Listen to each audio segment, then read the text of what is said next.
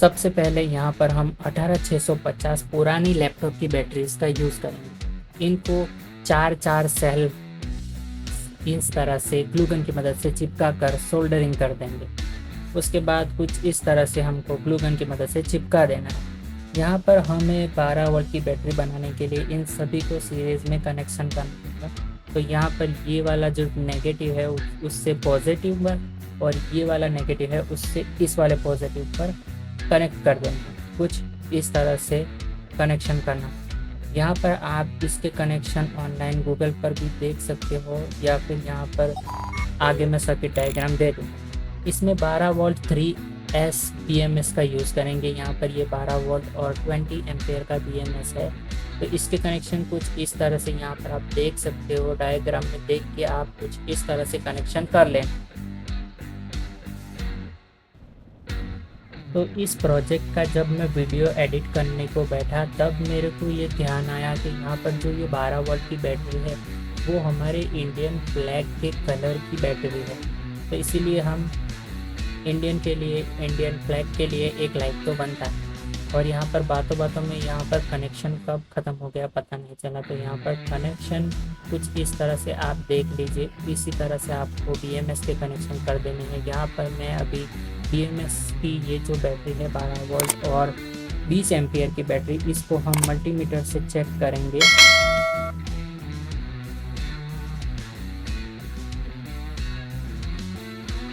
तो यहाँ पर मल्टीमीटर से चेक करने पे ये करीब 11 वोल्ट, थोड़ी सी डिस्चार्ज है बैटरी, 11 वोल्ट बता रहा है।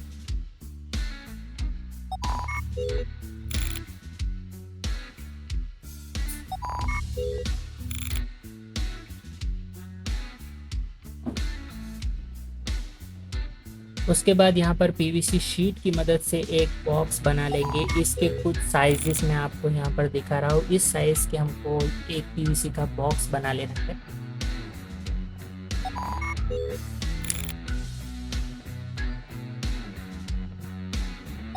उसके बाद यहाँ पर एक सन बोर्ड के ऊपर ये 250 वोल्ट का इन्वर्टर बोर्ड को स्क्रू की मदद से चिपका लेना है।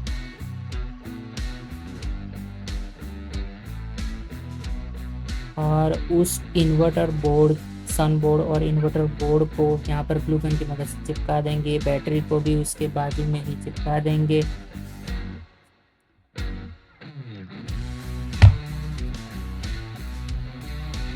यहाँ पर एक PVC शीट के ऊपर एक वोल्टेज मीटर हम यहाँ पर इस वाले होल पर लगा देंगे। उसके बाद यहाँ पर सभी सिस्टम को ऑन करने के लिए एक स्विच का यूज़ करेंगे, उसको यहाँ पर लगा देंगे। यहाँ पर हम इससे AC तो करंट लेंगे ही, लेकिन DC भी करंट लेंगे। तो DC करंट लेने के लिए 5 वोल्ट, 9 वोल्ट और 12 वोल्ट लेने के लिए 3 अलग अलग फीमेल DC पावर जैक का यूज़ करेंगे, और एक को हम बैटरी को चार्ज करने के लिए यूज़ करेंगे। उसके बाद यहाँ पर एक AC स्विच और 3 पिन होल्डर का यहाँ पर यूज़ करेंगे, जिससे हम AC करंट को ले पाए। यहाँ पर अभी जो बोर्ड का जो पॉजिटिव वायर है वहाँ पर स्विच लगाएंगे और नेगेटिव वायर को डायरेक्ट कनेक्ट करेंगे। और यहाँ से हम 220 वोल्ट AC करंट लेंगे। तो यहाँ पर कनेक्शन कुछ इस तरह से हैं। यहाँ पर न्यूट्रल वायर को डायरेक्ट हम कनेक्ट कर देंगे कुछ इस तरह से, और जो दूसरा वायर है उसके साथ हम एक स्विच को ऐड करके यहाँ पर कनेक्शन करेंगे। तो ये हमारा बोर्ड का काम करेगा इसी के अंदर। उसके बाद यहाँ पर जो पॉजिटिव वायर था उसको स्विच के साथ कनेक्ट कर देंगे। जो वोल्टेज मीटर था उसका पॉजिटिव को स्विच के साथ और नेगेटिव को बैटरी के साथ कनेक्ट कर देंगे। अभी यहाँ पर बैटरी से हमें 5 वोल्ट और 9 वोल्ट और 12 वोल्ट लेना है, इसलिए हम 2 MOSFET का यूज़ करेंगे 5 वोल्ट और 9 वोल्ट के लिए।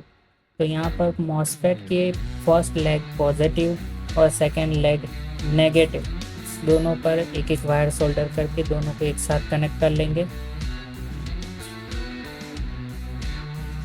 और यहाँ पर नेगेटिव को डायरेक्ट कनेक्ट करना है और पॉजिटिव पर एक स्विच को लगा देना है। वही स्विच जो हमने सभी सिस्टम को ऑन करने के लिए रखा है। उसके बाद जो मॉसफेट के सेकंड और थर्ड लेग है उससे दो दो वायर निकाल के यहाँ पर हम फीमेल जैक के अंदर सोल्डरिंग करते हैं 5 वोल्ट और 9 वोल्ट के लिए, और 12 वोल्ट के लिए यहाँ पर डायरेक्ट कनेक्ट कर देंगे और उसका पॉजिटिव को स्विच के साथ। और यहाँ पर चार्जिंग करने के लिए जो तीसरा जैक है उसको यहाँ पर डायरेक्ट बैटरी के साथ पॉजिटिव के साथ पॉजिटिव और नेगेटिव के साथ नेगेटिव को सोल्डर कर देंगे।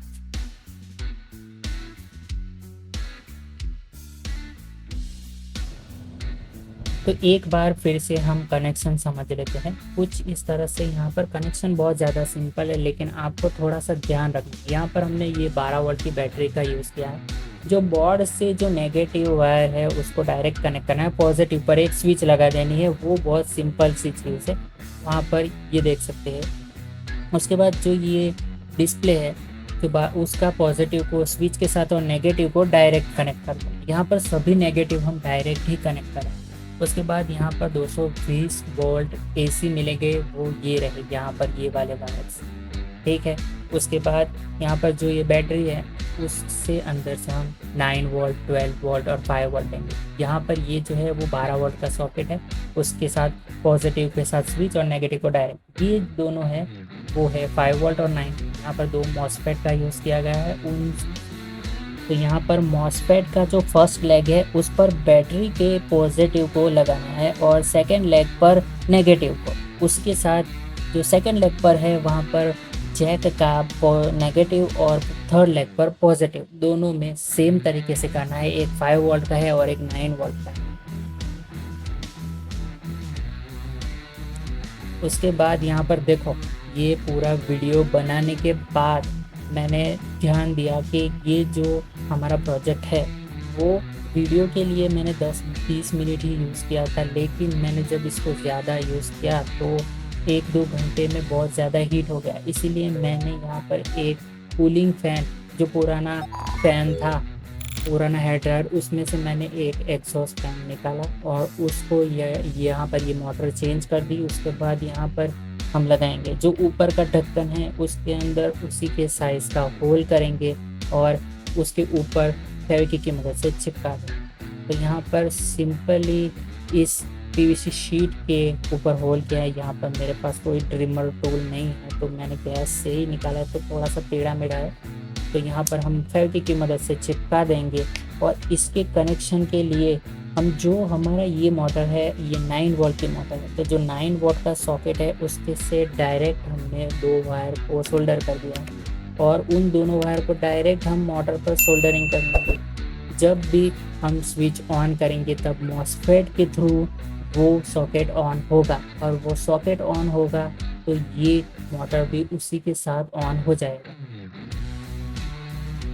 तो यहाँ पर हम मोटर पर सोल्डरिंग कर देते हैं और ये मैं चला के दिखाता हूँ। ये स्विच ऑन किया, ये डिस्प्ले भी ऑन हुआ और ये मोटर, जैसे ही स्विच ऑफ करेंगे ये डिस्प्ले ऑफ हो गया, मोटर भी ऑफ हो गया।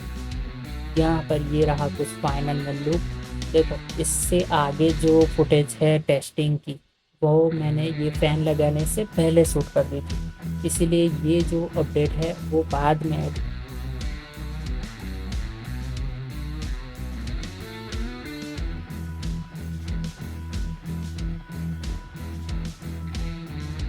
तो यहाँ पर अब इसकी टेस्टिंग करके दिखाता हूँ। उससे पहले ये रहा सर्किट डायग्राम, यहाँ पर देख के आप सर्किट कनेक्शन अच्छे से कर लेना।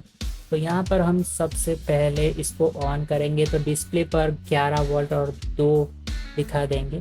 तो यहाँ पर मैंने सबसे पहले एक 9 वोल्ट के बल्ब को टेस्ट करके दिखा रहा हूँ आपको। तो 9 वोल्ट का बल्ब आसानी से जल रहा है।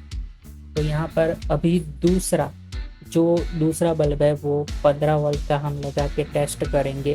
तो आप सब देख सकते हो यहाँ पर 15 वोल्ट का जो बल्ब है वो भी इजीली चल रहा है।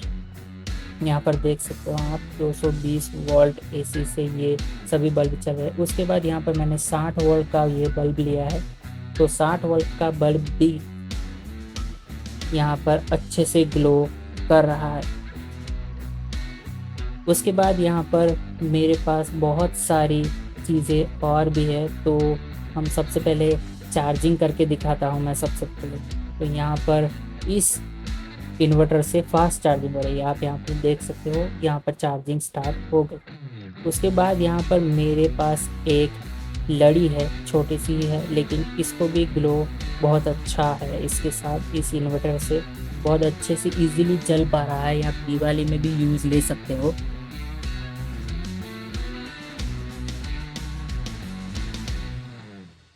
उसके बाद यहाँ पर हम डीसी पावर भी ले सकते हैं, 12 वोल्ट, 9 वोल्ट, 5 वोल्ट। तो यहाँ पर आप देख सकते हो इस 12 वोल्ट की मदद से मैं 775 डीसी मोटर को बहुत अच्छे से चला पा रहा हूँ।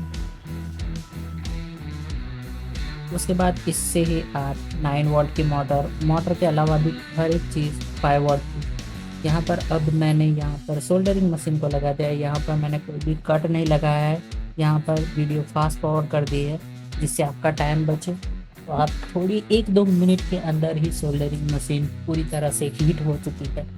यहाँ पर आप देख सकते हो अच्छी तरह से ये रंगा है, उसको मेल्ट कर पा रहा है।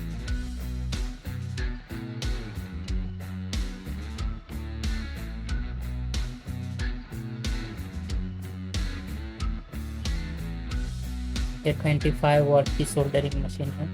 वैसे तो 60 वोल्ट का बल्ब जला दिया तो 25 वोल्ट की सोल्डरिंग मशीन को इजीली हीट कर पा देगा। उसके बाद यहाँ पर आप देख सकते हो कि ये जो इन्वर्टर के अंदर जो बोर्ड है वो 150 वोल्ट का बोर्ड है। तो इसी की मदद से मैं 150 वोल्ट की ग्लू गन को हीट करने वाला हूँ। तो यहाँ पर लाल बत्ती ऑन हो चुकी है, आप देख सकते हो। इस वीडियो को भी मैंने फास्ट फॉरवर्ड कर दिया है।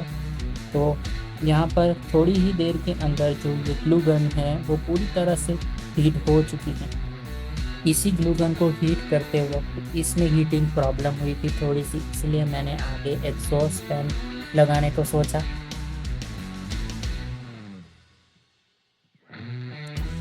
वहाँ पर वीडियो बनाते वक्त तो अच्छे से ग्लू गन हीट हो गई, लेकिन जब मैंने इसको पर्सनली यूज़ किया तब इसमें हीटिंग प्रॉब्लम बहुत ज़्यादा हुई, इसलिए फिर मैंने एक एग्जॉस्ट फैन लगाने को सोचा। तो यहाँ पर आप देख सकते हो थोड़ी ही देर के अंदर ग्लू गन पूरी तरह से हीट हो चुकी है और यहाँ पर आप अच्छी तरह से ग्लू निकल रहा है।